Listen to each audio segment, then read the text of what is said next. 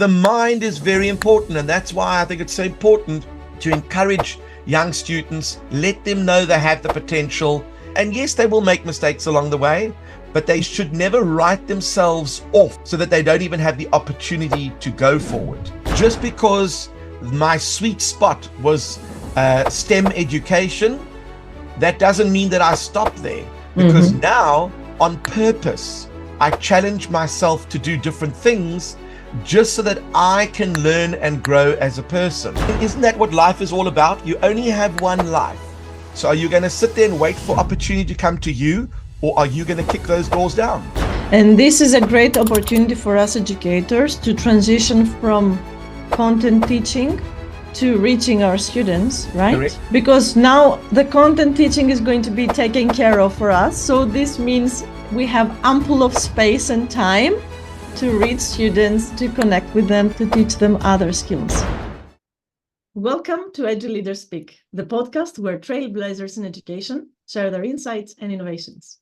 Here, we delve into the heart of teaching and learning, exploring how today's educators and educational leaders can inspire, empower, and transform. Today, my guest is Steve Sherman. Steve is the Chief Imagination Officer of the STEAM-based NGO, Living Maths. He teaches a few thousand students weekly around the world. Steve has been awarded the Global Teacher Award in 2020. He's a TEDx speaker twice, a Space Foundation International Teacher Liaison, head of PR for ASTEMI, the outreach officer for the annual Humans to the Moon and Mars Summit, coordinator of one of the world's largest maths Olympiads, chief organizer of the annual Living Maths Space Tour, and a lot of more. And Steve, welcome. You will tell us, you will fill in the gaps of what I haven't mentioned about you, because there is so much about you, and I'm so happy to have you here in my podcast. Thank you so much for inviting me. I'm so glad we have met online, and then we met in Cape Town, and I was really thrilled to meet you and to get more about you, get to know more about you, and get to know you personally. You're a wonderful person. And tell us a bit about your journey, your teaching journey. What has brought you to this math and science and all of the other things world? Well, I had a very interesting journey to get there. It started off when I was at school. I was bored. It turns out that apparently I was described as an accelerated learner, but my results did not show this because I was completely bored at school. I would find other things to do or other things to focus on. I didn't see the point.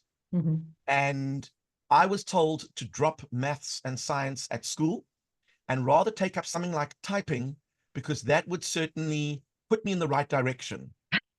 And when I heard those words, I'm one of those people that when you say it can't be done, that challenges me to prove you wrong. Yeah.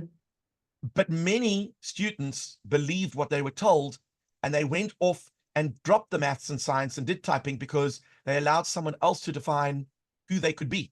Yeah. I, on the other hand, continued with the maths and science, got to university and started doing computer science. And then they said, well, you have to do maths as well. And I thought, okay, I'll give it a bash. And while I was there, that's when I discovered that maths actually had real life applications, and that maths and science could be very exciting if it was presented by someone who was passionate. And then while that was going on, I had an opportunity to travel to the USA to go and do some summer camps. And while I was doing these summer camps, working with kids, I realized, if there was a profession that I could choose, I think it would definitely be working with young people, because I enjoy, inspiring young people, motivating them, getting them excited about certain topics. And when camp was over, I stayed in Los Angeles, and I got to stay in a commune of these university students who were going into disadvantaged areas in Los Angeles and doing science classes, but the kind where you take liquid nitrogen and you make instant ice cream, or you make endothermic and exothermic reactions with substances in bags where the kids can feel the bags getting hot or cold. And these kids, I could see in their eyes a flame burning, and that flame was growing, and I could see that they were hungry for more. And even the kids who did not understand were still engaged. And when I came back to South Africa, I thought, I'd love to do something like this. And as serendipity always takes place, I was offered a position at a little startup called Living Maths, would I like to help them teach in a school? And we would do maths brain teasers and puzzles. And I thought, this is up my alley. And after doing that for about 6 months, I said to them, you're not doing it properly, because there's no curriculum, there's nothing set. It's just a group of teachers going into different classrooms, doing whatever they want. And they said, okay, well, here's a salary. Why don't you run it for us? And after 3 months of running it for them, I said, why don't I buy it from you? And officially, that was in 1994, and officially in 1995, on the 1st of February, I took over Living Maths, and I've been running it ever since. And my goal is to continuously get excited about science, maths, technology, engineering, robotics, coding, and space, because if I'm passionate about it, then I can share that passion with students. And over the years, I've been developing events and interactions with conferences and guest speakers, because if I can continuously be interested, then it's going to be very easy for me to get students excited about the subjects. So that's how I landed up in education 30 years ago, and I plan to be here for a while. I think this is my comfort zone, and I'm planning to stick around. But you keep expanding, right? You don't stay in Always. your comfort zone. You keep doing what you love. And just by doing what you love, it just spreads. Well, not only that, but I've also learned in the last 30 years that no one grows unless they climb out of their comfort zone. Exactly. So just because my sweet spot was STEM education, that doesn't mean that I stop there, because now, on purpose, I challenge myself to do different things just so that I can learn and grow as a person. And if I can do something new, then I can share that skill with other students. And that's why I continuously grow. You will never see me sitting there waiting for something to happen. So for example, when COVID took place, I had no classrooms to teach in. I had no workshops to run. I was sitting at home. Effectively, I was unemployed. I had zero income. Now, I could have sat there and thought, okay, well, the world is falling to pieces. I'm part of that crumbling environment, so let's just give in. And the first thing I did was I started working on where my skills were and my strengths, and obviously technology is one of them. And I got onto the internet, I searched the internet, and I looked for organizations around the world that were running online events that could have used my help. And one of them in particular was the Irish Maths Week. And I offered to run 1 or 2 events for them for free. And in educational circles, that is a currency that many people do appreciate. And of course, they accepted. And then the following year, they said, could I run 40 events? And I explained, it's difficult for me to run 40 events because now that we're starting to teach back at schools again, it's going to take up some of my time. They said, oh, no, we'll pay you for it. I thought, well, if you insist, then I can certainly help you. And then the following year, they said, would you be willing to come to Ireland to do it live? And I said, absolutely. And hopefully, if all goes well, in about 2 weeks, I'll be in Ireland again for the 3rd year, running the events live, visiting schools. And that was all because I didn't just sit there. I started looking for opportunities. I'd never done something like that before. So that for me was climbing out of my comfort zone. And now that in itself is opening other doors, because people are saying, well, if he could do it in Ireland, he could certainly do it in other countries. I have so many questions from what you're saying. You saw throw them at me. Yeah, you saw the opportunity in the challenge. We were thrown out of our comfort zone. And instead of you staying and crying and mourning what's gone, you just started seeing a different perspective for you. And this different perspective opened up the doors for all your future endeavors, right? Completely. I mean, isn't that what life is all about? You only have one life. So are you going to sit there and wait for opportunity to come to you, or are you going to kick those doors down? Yeah, exactly. And from this learning journey, from your personal experience when you were a student and what you heard from your teachers, now you have another perspective for the students that are in that age. And you remember yourself being told that you are not for this, you're not cut for math, you're not. What do you learn, and how can you help students? That's an easy question to answer. Every time I go into a classroom, I put my A game on.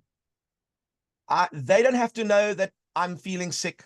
They don't have to know that the car broke down that morning. When I walk into the classroom, every student is important to me, and I want them to feel important. I will always make an effort to make eye contact with every single student in every class because I want them to feel valued. I will never say to a student, you can't do anything. I will always encourage and say, oh my word, especially for the little ones. Did you have your brainy oats for breakfast this morning? You are such a rock star. You can do anything. When you become famous one day, I hope you're going to think about me. I always give them a glimmer of hope that they have the potential to reach far greater heights than they ever anticipate. And I wish that I had a teacher at school that would do that on a regular basis. Every child needs someone behind them saying, you can do it. And that's all they need. Because, you know, I saw this wonderful little meme on Facebook where this woman is at gym and she's standing in front of a machine. The weights are behind her and she's got to pull the rope down and lift the weights. And she says to the gym instructor, I can't do it. It's too heavy. He goes, don't worry. And he pretends to take the pin out and he puts it back in the same place. And then she sits there doing it because she didn't believe that she could do it. Now, all of a sudden, she experiences the fact that she is doing it. So the mind is very important. And that's why I think it's so important to encourage young students, let them know they have the potential.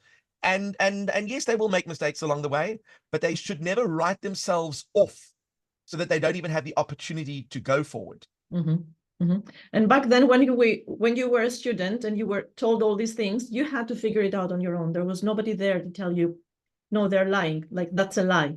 Correct. That's not. And as I said, there were many of my peers who believed what they were told. They allowed the limitations imposed by teachers to become their reality. And for me, I never thought about it that way. I just knew that if someone said, you know, you can't really get onto that bike and ramp over that rock on that piece of wood, I'm going to go, there must be a way. And I realize now it's because problem solving and a scientific approach was always ingrained in me. It was something that I was passionate about without even knowing.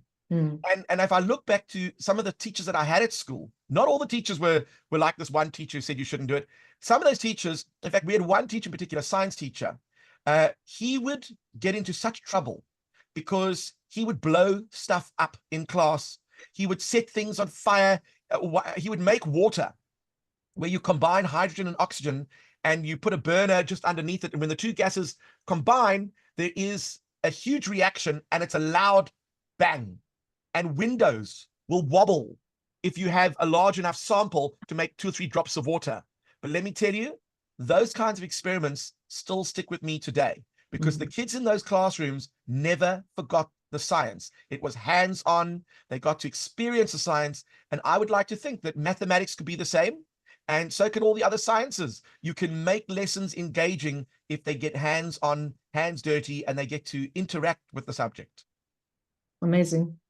Amazing. And tell me more about the recipe that you follow to empower the students to believe in themselves and close their ears to what others are saying. Well, you know, students are very quick to tell you that they can't do a subject. So I always tell people, I have met, in fact, I don't think I've ever met anyone who can't do maths.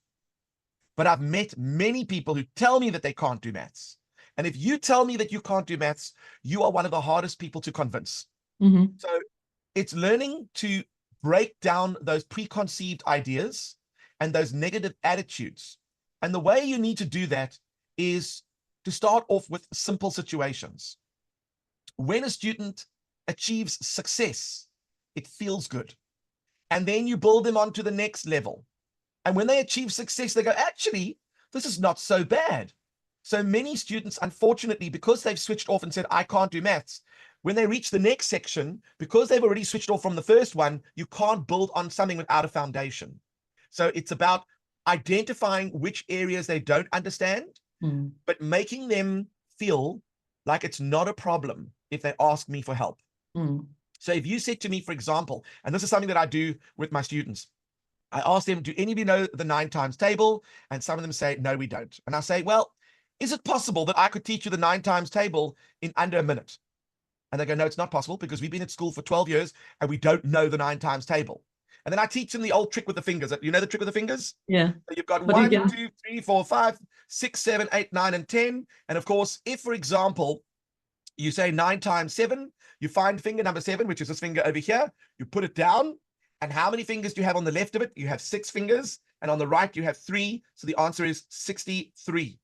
And when they see that and realize, hold on, that just changed my whole paradigm or my whole perception of times tables in less than a minute.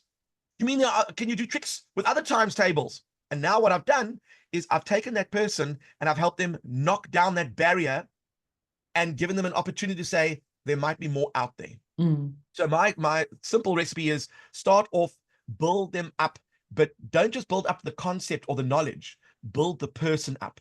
They need to know that they can do it and that they feel special, that they have that ability. And I think if you keep doing that, then your students will achieve so much more. Amazing, amazing. And I'm sure that the students believe you and they trust you really quickly. So then they just skyrocket in their achievements and in their self-belief. What about the teachers? When you train teachers, how well do they accept the recipe you give them to follow, if you do give them the recipe, or you just train them on the mechanics of what they're going to do? And how much do they accept it? How well do they accept it? And how quickly can they implement what you're teaching them? So what I have learned is that when you do a teacher workshop, if you're going to put on a PowerPoint and the teacher's just going to watch that PowerPoint, that's not a workshop. That is almost like a movie. They're watching a movie and they're going to walk out saying it was either a good movie or a bad movie. That's not how I do it. I want them to be the students in the workshop. I want them to feel what it feels like. And then we discuss that amongst each other. So for example, we'll play a game and I'll say to the teacher, oh, look at that. You came last. Poor you. And then I'll stop and say, right, how did you feel when I said that to you? And the teacher expresses the emotions. It felt a bit embarrassing. I mean, I didn't know what to do. I was like, and I said, can you imagine if you did that more than once to a certain student? They're going to feel that for the rest of their life. And then I said, and for the other teacher, when I said, oh my word, you didn't get the answer right, but you were so close. You were the next door neighbor of the right answer. That was outstanding. Here I was commending you for not even getting the answer right. But what I was saying is that your journey to get there was the correct journey. You made a little mistake. That's not important. It's inconsequential. The fact that you took the right journey was critical. And I was rewarding that. And I asked the teacher then, how did you feel? And they said, well, I felt supported. I felt encouraged. Even though I got it wrong, you still made me feel like I was a winner. And I think that, when you give teachers an interactive experience where they are the students and they get to sense what is going on, it's very different when you're standing in front of a class and you've got 30 learners in the classroom. Not every single student is going to understand everything that you say in the same way. People learn differently. And it's important to then also stop a workshop and say, who did not understand that? I already know because I can see the expression on their face when they go, then I know they didn't understand it. So that for me is an instinct already. But for a lot of teachers, they don't know to look for that. And, I always say to them, if you see students who don't understand, then what you do is you play the fool for them. And you go, well, you know what? Let's pretend I wasn't too clear. Let me explain again in a different way because I don't always understand these things. So I'm making myself out to be someone who might not have understood. And by explaining it again in a different way, that is also very helpful to some of the students. And the last trick that I always recommend is when someone puts up their hand and says, I don't understand, I put heaps of praise onto that person. And I say, what you just did was very brave. There are about 5 or 6 people in this classroom who also did not understand, but you stood up and said you did not understand. And now I'm always happy to explain again. They were too shy to ask, but you stood up and asked. And now because of you, I'm explaining it again, and that's going to benefit them. So thank you very much for being brave enough to put up your hand. And when the teachers start to experience that as students, little bells go off and they go, well, I should try that in my classroom. Exactly. I should encourage them to ask questions because I don't always know if they understand or don't understand. And I actually reward students who ask questions. I say, well, you asked a very good question. You just earned 3 points. I don't know what the points are for, but you just tell them they've earned 3 points. And at the end of the term, we like to give out a couple of prizes. And we reward kids who make an effort or who've come a long way from where they were before. And that also helps to encourage them on their journey. And I know that you teach a lot of students throughout the week, not the month, the week, like thousands. And then you train teachers, right? You also I are do called everything. you do everything. And you lead by example, like only even if people don't understand what you're saying, just watching you doing it, watching you teaching whatever you're teaching, they can pick. Even if I'm not a math teacher, I can still pick ideas from your teaching, from the way you teach and you Correct. present, and use them in my classes. So it doesn't have to be math teachers or Correct. science teachers. And just to add to that, there are 3 types of teachers: teachers who can teach, teachers who can reach, and teachers who can do both. Oh. And that doesn't make a difference which subject you're teaching, but just being able to present content, that just means you can teach. That doesn't mean the students are connecting with you. Exactly. But you can get someone who comes in and they make a connection with their students. Those are the teachers that can reach. And when you feel that that teacher is making a connection with you, anything that they teach you will fill your cup. Mm-hmm. And if you can do both, well, then you are very powerful. Mm-hmm. I would prefer to have the last 2 and not just the first one, because in years to come, AI will be taking over that role. We will probably have students that go on to a video channel. They have an AI avatar that can speak to them and present all the content because it knows all the content, but that doesn't mean that it's going to be able to reach them. And I think that that's why humans are so important. We have that ability to connect with other humans. Mm-hmm. And this is a great opportunity for us educators to transition from content teaching to reaching our students, right? Correct. Because now the content teaching is going to be taken care of for us. So this means we have ample of space and time to reach students, to connect with them, to teach them other skills. Absolutely. Yes, and that's why when teachers tell me like AI is going to do this or that, and I say, this is our opportunity now to do things that we didn't have time to do. And that was the excuse. I don't have time to do that or this, the mindset and the connection with students because I don't have time. I think AI is there to augment what we do. So yes. AI, for example, can help us develop lesson plans. AI can help us, for example, to do marking of assessments. AI, for example, can help with differentiated learning. So you can have a student that would like, let's say we've got 10 students, all at different levels of reading. There are apps already out there that you can use that the student can read to the app. It will explain to them which words they did not pronounce correctly, what their reading rate was like, and can help them to improve their reading. And all of them could be doing it simultaneously.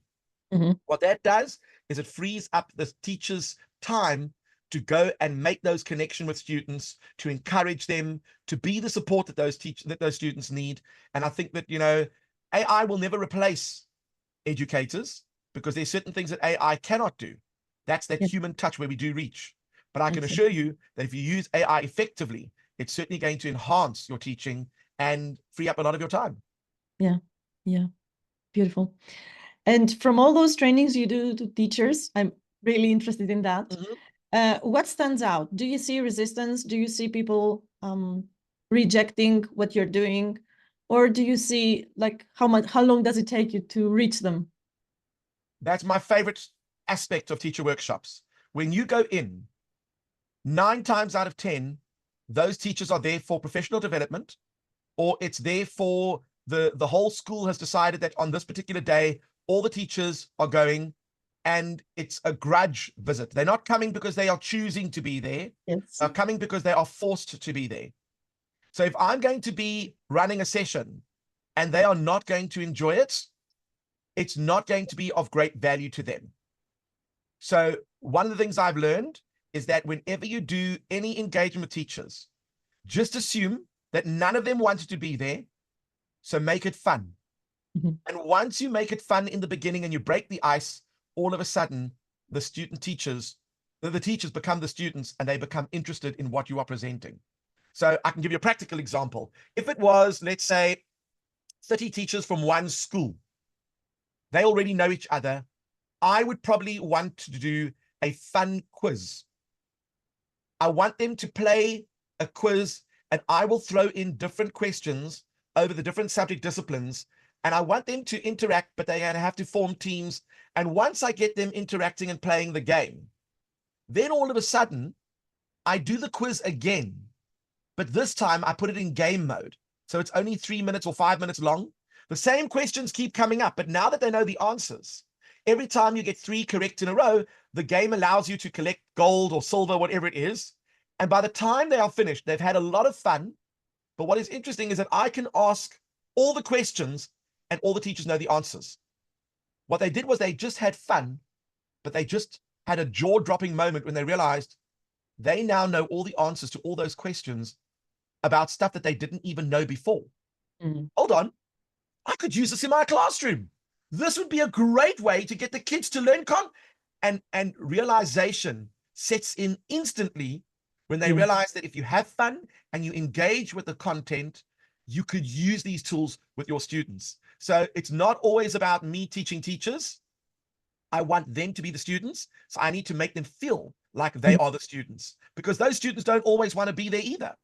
So if I can assume that they are all going to be there because they are forced to be there, like most students, give or take the 1 or 2 that sit in the front that want to be there, it's very easy for me to go and run a workshop like that because I'm so used to teaching students who are like that every day.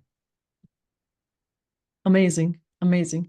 I'm sure you get them in less than 5 minutes. It doesn't take that long, but at least the joy is that they're going to go back to their classes with a new attitude towards approaching content delivery.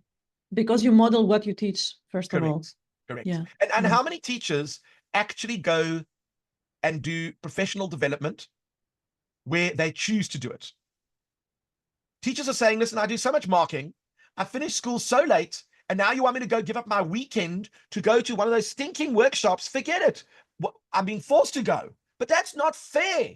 Can you imagine? Teachers don't want to go and do it. And in South Africa, we had that wonderful system where we had outcomes-based education.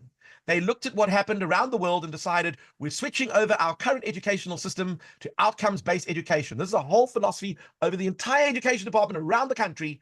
And you take a teacher that's been teaching for 15 years, and now they have to switch over to outcomes-based education. How do you do it? Send them to a 3-hour workshop with a PowerPoint, and they get a certificate to say that they are now an outcomes-based educator. They are nothing of the sort. But if you've got the certificate, it means you can. And of course, when they changed the system from outcomes-based, because that failed, they went to the new revised national curriculum statement. That was also a 3-hour PowerPoint presentation, and they got the certificate. So I think that schools should invest in sending teachers to conferences, to workshops, not because they have to, but because they want to. You know, and if you told a teacher, listen, I'm sending you to America. I want you to go to a conference, go and learn what you can, and come back and teach your peers. That teacher's going to say, you're sending me to America to a conference? I'll go. That is amazing. And don't worry, we'll cover all your classes. So what you start to do is you show that you believe in that teacher. And that teacher will come back totally inspired and wanting to teach their peers what they've learned. And then it's a very different situation when you've empowered someone, they now want to empower others. Wow. You're a source of inspiration, Steve. And everybody, when I visited Cape Town, everybody would talk about Mr. S. What exactly did they mean when they remembered you as Mr. S? Well, I think it is the one thing that you will know about me, that Mr. S and Steve are the same person. I don't switch on and off. Like there's a Steve when he's outside of school, there's a Mr. S when he's inside of school. I'm the same person. So what you see is what you get. I'm always enthusiastic. I'm always positive. And do I have negative moments? Sure. It's called being a human being. But how you respond to that negativity is what and makes... how long you stay and how you linger. How long you linger in the negativity, right? It's a decision. Completely. And some people, they enjoy lingering in negativity. I know some people who enjoy poor health. And if you make the big mistake of asking them, so how are you? Oh, funny you should ask. I've got this cough over here and my finger is not, I think it's arthritis. They can spend an hour talking about all their medical maladies that are taking place. And I'm sitting there thinking, you know what? I played a hockey match last night. I got whacked by a hockey ball. I think my leg is falling off, but thankfully I've got another leg. You know, it's always about the way you take it and interpret it. And sometimes it's not always well received. A A lot of people, they enjoy the positivity, but they think that it's put on, that it's not real. And I can assure you, I'm the real deal. I really do feel positive. I really do feel that you can change the way you perceive a situation and turn it into something positive if you look at it that way. It's all about choice. Yes, I've seen that in action, and I I assure everybody that this is Mr. S and Steve. Yes, exactly. And tell us about your future plans. What is in store for Steve? What are you planning to do in the near future or in the, I don't know, distant future? We've got many things happening on the go. I keep connecting with new organizations. I keep contacting other countries because I would love to go and spread the excitement of learning to many more countries. So the goal is to grow the Living Maths brand to other countries. We're already running a Maths Olympiad. We have about 185,000 kids taking part.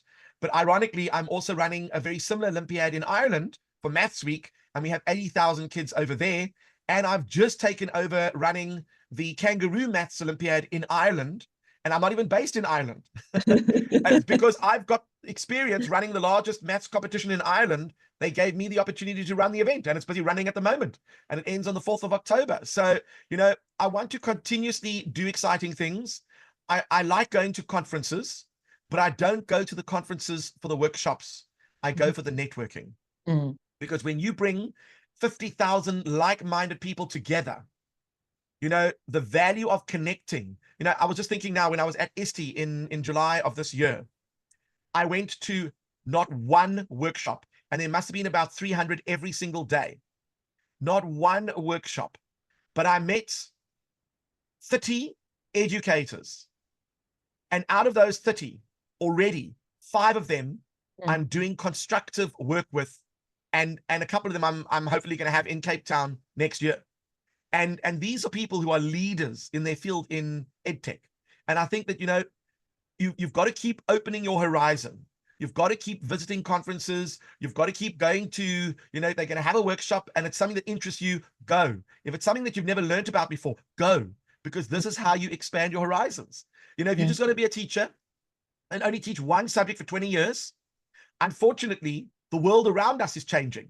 So you can't keep taking the same shaped block and try and stick it into the square hole, because the hole is now round and it's not going to fit. You've got to mold your teaching around the way, or you've got to model it the way the world is changing. And I think that's why you've got to keep up to date with exactly what's going on out there.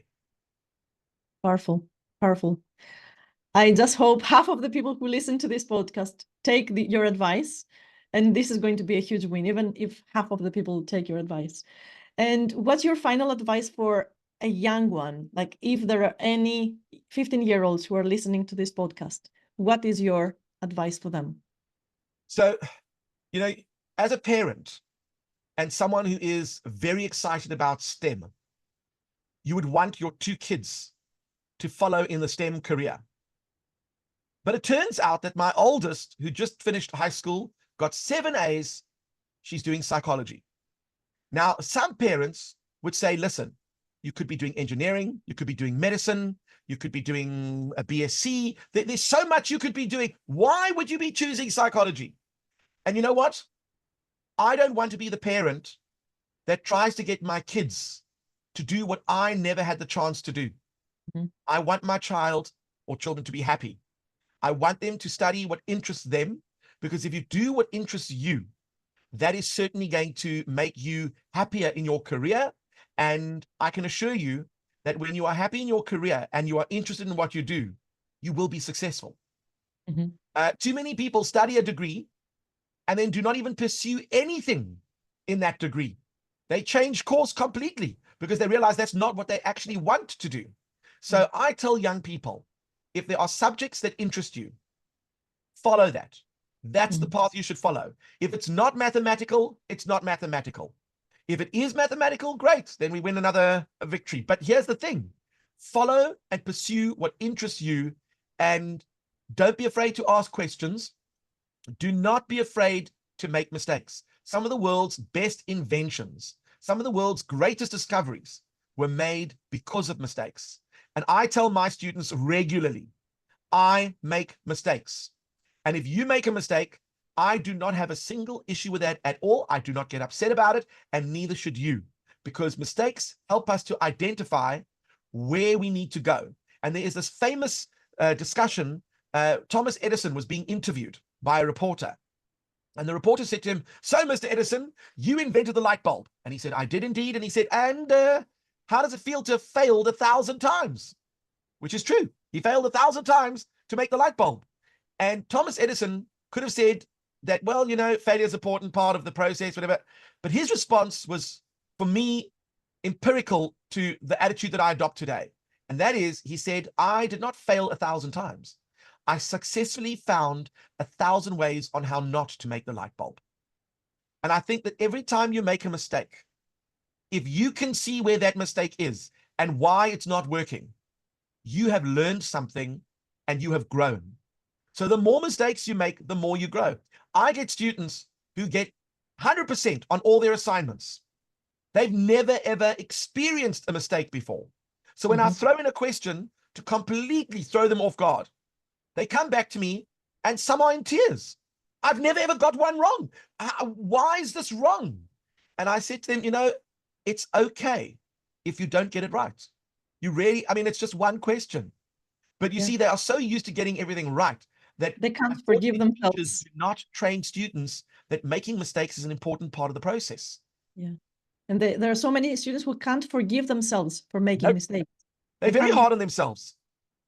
Yeah. And if they don't believe they can do something, they firmly believe it. It's entrenched. And, especially teenagers, they are so worried about how the world perceives them. They're so worried about how the world sees them. They're so worried about how their body looks, what clothing they wear, what thoughts they have.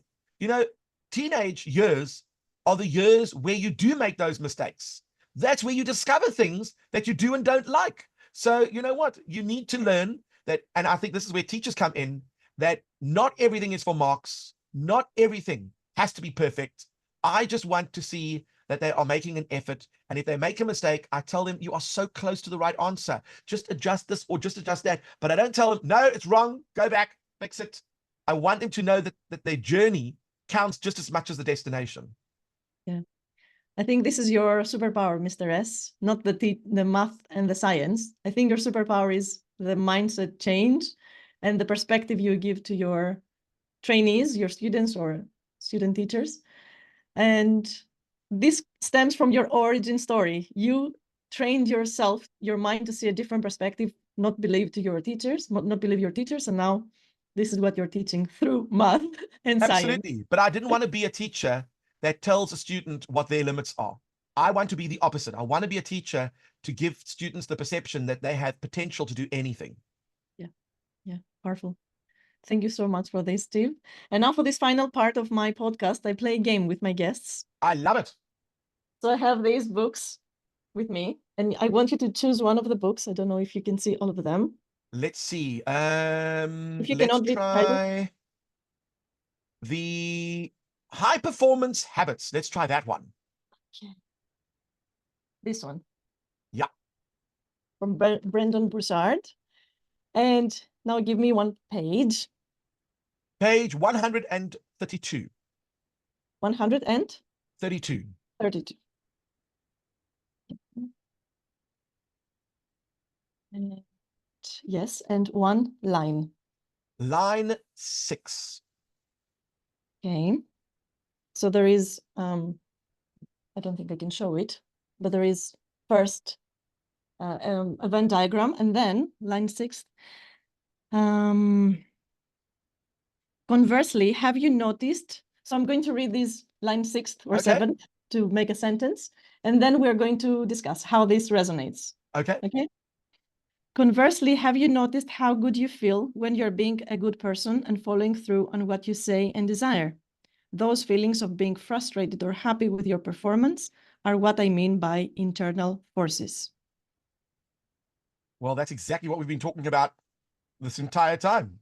Serendipity, your internal forces. We all carry a conversation in our mind. And I don't know who we're talking to, but we certainly have this conversation. And you'll walk around and someone will say to you, "Listen, I'm really disappointed in the way you did something." And then the conversation starts. Did you hear what they said? They were disappointed in what you did. And now you sit there going, shut up. I'm already feeling bad, okay? I know I did wrong. And this conversation goes on and on and on.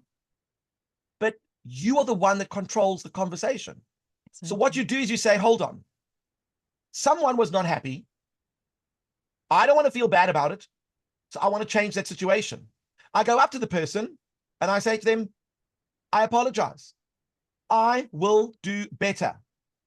That person walks off going, I was acknowledged. I felt like someone understood my frustration, and I appreciate that. I walk off going, okay, so I just need to do better. And I silence that conversation partner who sometimes can be a little bit overbearing and give you that sense that you have, imposter syndrome. Imposter syndrome is a very dangerous thing. It can tell you and limit you. It's almost like that teacher that I had at school. It tells you where your limits are, and you go, no, I'm better than that. Shush. So I think that we as people, if we can silence that conversation partner by taking control of the conversation, we can experience more joy, more relief, more satisfaction, because we are controlling the things that we have control over and not allowing that voice to tell us what we should be doing. Yeah, amazing. Amazing how it blends with what we have been talking about. Thank you so much, Steve. Thank you for sharing your expertise, your ideas, your recipe, how to reach students and teachers. It's been amazing to have you here in my podcast. Thank you for the opportunity. And of course, if teachers want to engage, they can get hold of me through you. I'm always happy to chat with teachers and share resources and that sort of thing, because, I've got a bunch of these things and there's no point in keeping it to myself. Yes. How can somebody reach you? Like, you have a website, I think? We do livingmaths.com, and notice there's an S at the end of maths. They can also look for X. We are on @livingmaths, on Instagram @livingmaths. If you just do a Google search for Living Maths, I should pop up. That's Steve Sherman. That's and good. If there is a leader ahead of school, how can you support them? What can you do for them? Like, they will reach out, of course, but well, what support do they need? If they're looking for teacher training, that's one aspect. Are they looking for ideas? That's another aspect.